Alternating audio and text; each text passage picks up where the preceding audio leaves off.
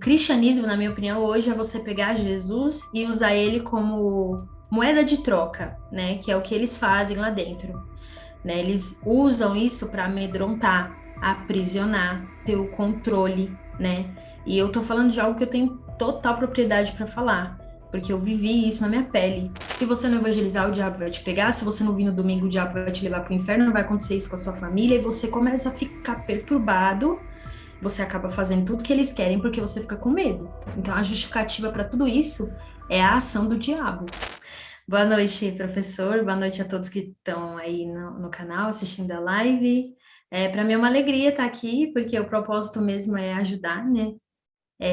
Contar um pouco da minha verdade, um pouco do que eu vivi, que infelizmente não dá para contar tudo porque foi uma vida, né? Mas o pouco que dá para contar já dá para as pessoas entenderem um pouquinho. Isso aí, Aline. Conta pra gente como é que você conheceu a Igreja Universal. Foi desde criancinha? Você conheceu mais tardiamente? Explica pra gente. Então, eu conheci a Igreja Universal com 7 anos de idade. Eu cheguei lá com essa idade, eu era uma criança. Eu me considero hoje, né? Eu sou mais adulta, então eu consigo enxergar de outra forma. Eu era uma criança que eu acredito que era muito vulnerável, porque eu cresci sem a presença do meu pai, eu sempre fui rejeitada pelo pai, então tinha só a mãe, era muito pobre, morava em invasões, eu morava ali na região do Brás, aqui em São Paulo, que acredito que tenha pessoas que conheçam, e a pobreza era algo que era muito real na minha vida, então eu morava nesses lugares muito insalubres, minha mãe estava sempre trabalhando, normalmente ela nunca estava em casa, quando ela estava, era pouco tempo que ela ficava comigo, eu ia para a escola sozinha, eu tinha uma vida muito solitária. E um tio da minha irmã, que veio de outro estado, ele me levou para a igreja, começou a me levar para a igreja, né? E eu me senti acolhida lá dentro, né? Porque tem a escolinha bíblica dominical, né? Que normalmente todas as igrejas pentecostais têm, que isso é só para crianças. E lá eu fiz amigos, tinha as tias da escolinha, né? Que eram sempre atenciosas, carinhosas com as crianças, e eu ficava ali aquele tempo, brincava, desenhava, tinha aquele momento de distração. E aí eu acabei me apaixonando pela igreja, né? Porque aquele era o lugar que eu tinha, que normalmente na minha casa não tinha. Então, esse Então primeiro eu contato fui foi bem ficando. positivo, então, né? Quando Foi você era bem criança. positivo. Sim, quando Aham. era criança, sim, porque criança não tem essa maldade, né? Então, a gente não, quando a gente é criança, a gente não enxerga as coisas como um adulto. Então, ali mesmo eu já aprendi coisas, já fui ensinada a entregar o dízimo, fazer fogueira santa, que eles já ensinam para as crianças na escolinha. Então, foi assim que conheci a Universal. Mas quando você fala que você aprendeu algumas coisas na infância, tipo dízimo, fogueira santa e tudo, é como se fosse uma representação, uma encenação infantil, mais lúdica, assim, da fogueira santa. Como é que se dá isso, assim, entre Então, crianças? eles ensinam de uma forma menos agressiva, né? Porque normalmente são mulheres que cuidam das crianças, né? São obreiras que cuidam.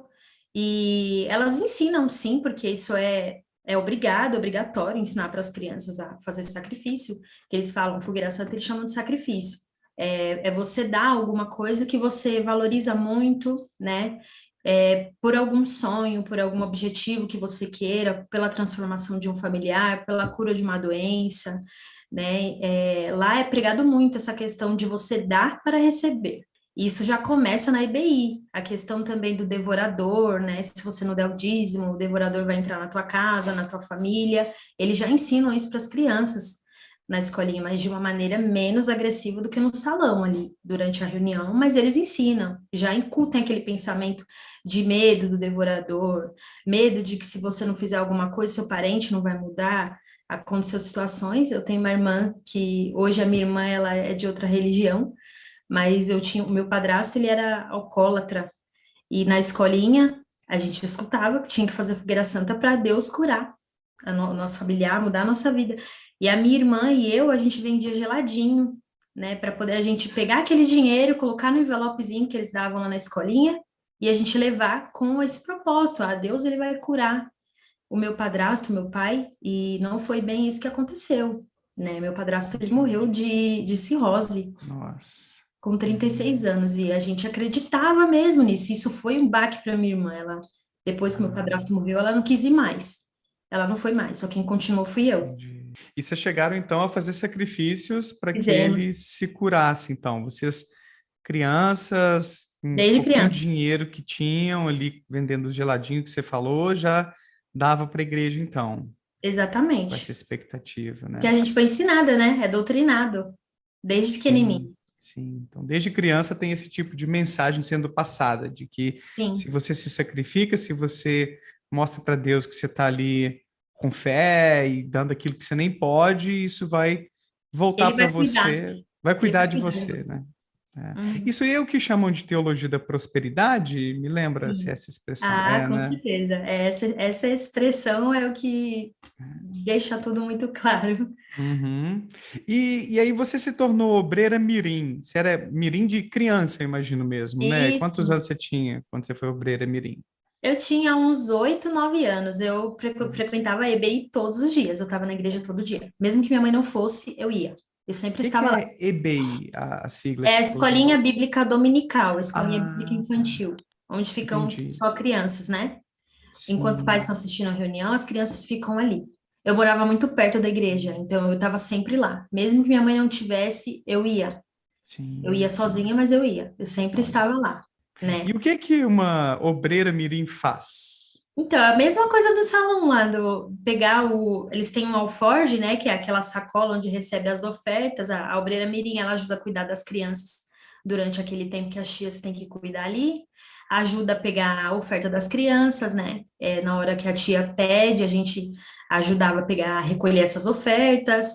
Ajuda a entregar lanchinho, que elas também dão lanchinho para as crianças lá. É mais ou menos esse trabalho que a gente fazia. Hoje não tem mais obreira mirim, tinha na minha época. Hoje Ah, não existe, tá. foi proibido, porque teve processo, teve pais que processaram a igreja, né? Como se fosse Então, trabalho infantil? sim, eles tiveram que tirar, eles foram obrigados a tirar, mas tinha, isso em meados de 1996, 97, Aham. por aí. Olha só, você está falando aí, eu não cheguei a imaginar que fosse tão sério. Então, tinha um recolhimento mesmo de Sim, ofertas ou de dízimo ali entre as crianças nessa escola sim. dominical. E até hoje tem. Ainda tem. Sim, Aí eu as saí de lá crianças tem pouco tempo, levam. né? Então eu ainda sei de algumas coisas. Isso é algo que é ensinado desde pequeno. Tudo ali é ensinado desde quando você é Que criança. isso, Aline? Eu acho isso muito estranho, muito estranho. Eu não sou necessariamente contra uma instituição religiosa ter algum tipo de arrecadação, porque para existir um templo, uma igreja, um centro espírita, de qualquer tipo de, enfim, denominação religiosa, tem que haver uma arrecadação, uma entrada de fundos para pagar o terreno, o aluguel, a energia, talvez a alimentação, limpeza.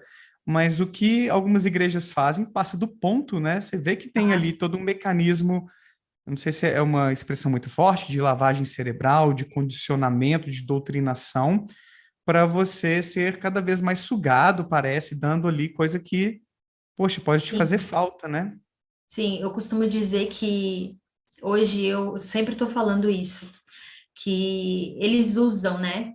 Por isso que eu falo que hoje eu não acredito em cristianismo, eu acredito em Jesus só. Porque o cristianismo, na minha opinião, hoje é você pegar Jesus e usar ele como moeda de troca, né? Que é o que eles fazem lá dentro, né? Eles usam isso para amedrontar, aprisionar, ter o controle, né? E eu tô falando de algo que eu tenho total propriedade para falar, porque eu vivi isso na minha pele. É controle total. Eu, com 9 anos de idade, eu já estava na rua vendendo adesivo para pagar jornal da igreja, com 9 anos de idade. Nossa. Ah. Então, Mas assim, é como assim algo pagar que jornal da igreja? Como é que é essa porque história aí? tudo, tudo, tudo lá dentro são os obreiros, jovens e evangelistas que pagam, não sai nada da direção da igreja, eles não dão nada, até mesmo essas ações de caridade que eles fazem, né, entrega de cesta básica, essas coisas, normalmente são os obreiros que recolhem, que levam da sua casa, que tiram da sua família e levam. Eu fiz parte de grupos de que levava comida para morador de rua e era a gente que levava, a gente que chegava 2, 3 horas antes, preparava aquele alimento, a gente comprava as coisas e levava. A igreja não, ela não dá nada, ela não fornece nada. Então, muitas vezes a gente tem que vender alguma coisa para a gente conseguir pagar. Tem meta de jornal, tem tudo isso, né? E quando a gente é obreiro ou jovem, faz parte de algum grupo, isso acaba se tornando uma obrigação, que eles cobram isso mesmo. Então, para além do dízimo que os fiéis têm que entregar, e tem uma taxa fixa, é 10% lá, me lembra? 10%. 10%. 10%. Então, tem uma taxa fixa já, que você Sim. passa ali dos seus rendimentos, seu salário todo mês. E aí, essas campanhas são coisas à parte, tipo para ajudar a comunidade, como você exemplificou, e são os próprios obreiros, os próprios fiéis que pagam. Não vem daquele dízimo ali, né? Os 10% vai Não. só para os É donos da só igreja. entra, né, para os donos da igreja, tipo, venha a nós, vosso reino nada. É tudo os Entendi. obreiros que fazem, tudo Olha só. sai dali da Até mão. eu não sei se foi a Nete Pantoja que eu entrevistei aqui no canal que falou sobre isso, que até para limpar a própria igreja, que os obreiros pegam para limpar algumas coisas, os produtos de limpeza também são comprados pelos Sim, próprios obreiros, né? Não é a instituição que fornece, sim. né? Tudo é Rolava isso com comprado. vocês também. Tudo é comprado, desde quando era jovem até ser obreiro, que a gente chama de jovem, é o que não é obreiro, faz parte do grupo jovem. Então, ali Aham. a gente já comprava todo tipo de produto de limpeza para poder ajudar a limpar a igreja, Santa Ceia, o vinho Sim. da Santa Ceia, os obreiros que levam. Olha só. E o jornal? Quando você falou que vocês compravam o jornal, mas o jornal era para vocês lerem ou como é que era essa história? Eu não sei se ficou claro para mim do jornal. Então, a gente comprava, pagava o jornal, né? Porque tem meta de jornal. Aham. Todo pastor, toda igreja tem meta de jornal para cumprir, que é cobrada da igreja. E então a gente tinha que pagar esse jornal que era do Grupo Jovem, que era o jornal dali do Grupo Jovem mesmo. Então a gente trabalhava, vendia adesivo para pagar esse jornal e a gente utilizava esse jornal para fazer o trabalho de evangelismo na rua, para ir Ah, buscar jovens, fazer aquele trabalho de recrutar pessoas para fazer parte nossa. daquele grupo. Então vocês compravam o jornal da igreja para poder levar mais gente para a igreja, entregando os jornais que Exatamente. vocês mesmos Exatamente. compraram. Aham, exatamente. Caraca! Nossa, eu acho isso muito esquisito, assim, para não usar outra palavra. É Mas uma coisa. Nossa, Aline. E isso aí, então, você, na adolescência, fazia esse trabalho, né, de evangelização, de levar mais gente para a igreja sim. Eu e tudo. continuei fazendo, né, até sair É. de lá. Até sair, até mais Até velha um pouco, sair. você ainda. Porque isso é cobrado, sabe? Isso é uma obrigação. Se você não faz parte de um grupo, você não vai para a rua, você está endemoniado. Você tem que fazer Uhum. parte de um grupo, você tem que evangelizar. Eles querem que você vá atrás de pessoas. Então, isso é cobrado nitidamente. E eles têm uma justificativa para ter essa estratégia tão agressiva para o arrebanhamento de mais fiéis, do tipo, só quem é da nossa igreja será salvo. Porque tem igrejas que têm essa narrativa exclusivista. Ou não, lá eles acreditam que pessoas de outras igrejas serão salvas e a gente não precisa necessariamente se esforçar para trazer para a nossa igreja. Então, de uma forma velada, eles não criticam igrejas assim claramente. Eles criaram até recentemente um grupo que chama Unigrejas, que é para unir várias religiões, né? Mas isso é uma forma disfarçada de mostrar que eles querem se unir contra as igrejas, até por conta da política, que a política é algo muito importante para eles. Mas quando você é membro da igreja, você não sabe de muitas coisas, mas quando você está lá dentro como obreiro, jovem evangelista, você escuta coisas sobre isso, coisas muito claras. A Igreja Universal ela tem sim um pensamento que só ela é boa, só ela presta, só ela é de Deus, só ela é santa, tudo que o pastor fala ali é só ele que está certo, é só eles que seguem o caminho correto, e a justificativa é o diabo. O que eu vejo hoje é o diabo é o maior trunfo, assim, eu acho que eles só têm esse poder todo e cresceram tanto no Brasil e no mundo por conta da figura do diabo, porque eles usam isso de uma maneira, é para aterrorizar mesmo. Se você não evangelizar, o diabo vai te pegar. Se você não vir no domingo, o diabo vai te levar para o inferno. Não vai acontecer isso com a sua família. E você começa a ficar perturbado. Você acaba fazendo tudo que eles querem porque você fica com medo. Então, a justificativa para tudo isso é a ação do diabo. Olha só, então qualquer coisa que eles veem lá dentro que saiu do script, é um ponto fora da curva, eles também imaginam que vão atribuir ao diabo. Você está, sei lá, cedendo à força do Satanás, ao poder dele, você está se afastando de Deus. E chega a haver ameaças também, ou você ouviu na sua época, do tipo, se você deixar a igreja, vai te acontecer tal coisa. Sim, Sim, nas reuniões privadas com obreiros, chegou uma época que estava saindo muito obreiro, muito. Em meados de 2012, 2013, estava saindo muita gente, né?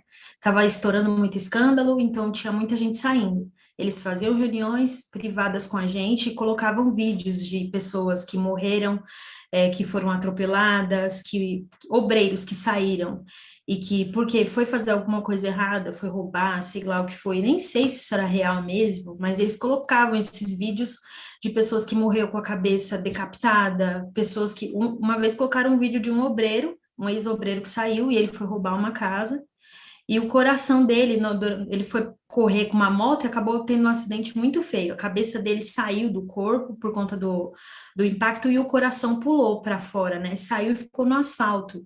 Eles colocaram essa imagem para nós numa reunião fechada e falaram que tinha muito obreiro saindo, que aquilo era o diabo que estava fazendo a gente ficar iludido com as coisas do mundo.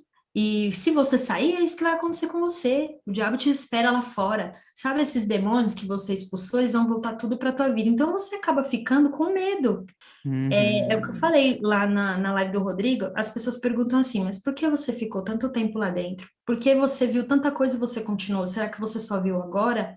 Não, a gente vê antes. Mas o medo de sair, o medo do diabo, a figura do diabo, ela é usada assim poderosamente lá dentro. O medo do diabo, o medo de você ir para o inferno, o medo de o diabo tocar na tua família, matar um familiar teu. E você vai ficando, porque eles aterrorizam mesmo, eles usam isso de uma maneira muito potente.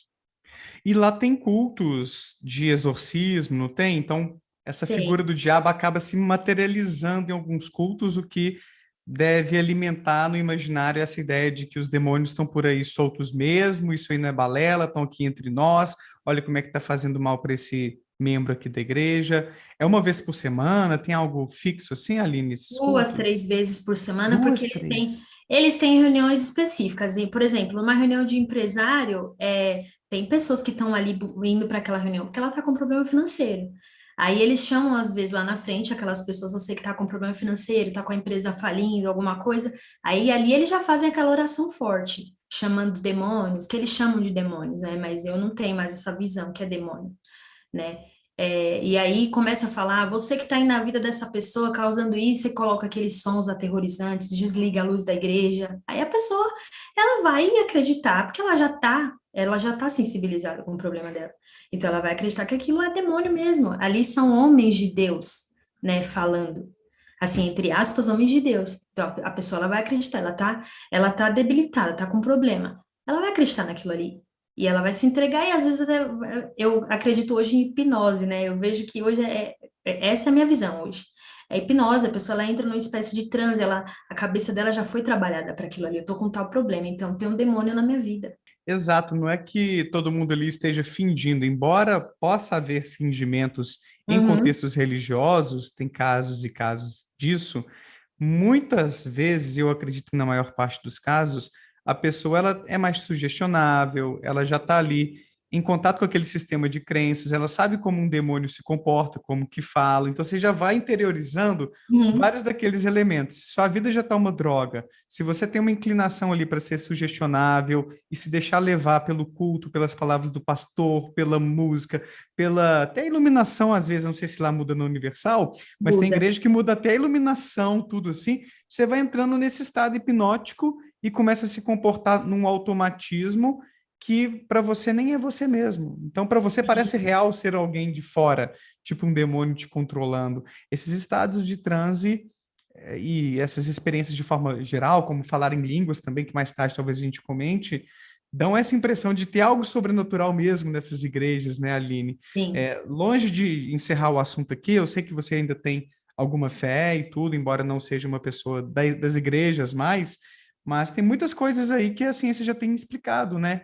E que acabam passando por algo sobrenatural e alimentando ainda mais a credulidade de Uhum. pessoas que estão presas num sistema que pode ser um pouco abusivo. E aí, bom ou não, aqui é o Daniel Gontijo, espero que você tenha curtido esse corte. Clica aqui para ver a live completa lá no meu canal principal e para ver mais vídeos nessa pegada, não deixa de se inscrever por lá e por aqui também. Um abraço, tchau!